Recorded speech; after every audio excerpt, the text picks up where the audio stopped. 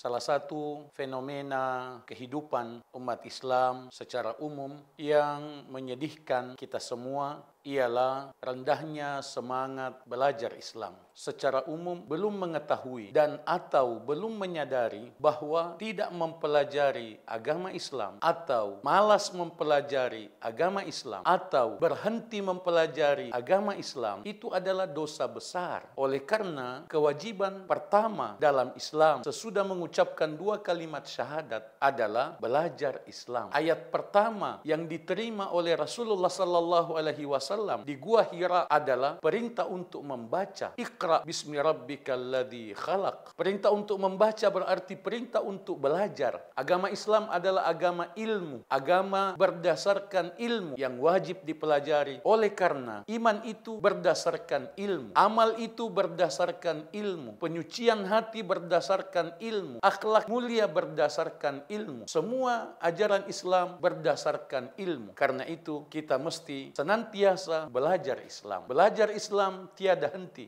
Menuntut ilmu adalah kewajiban semua umat Islam.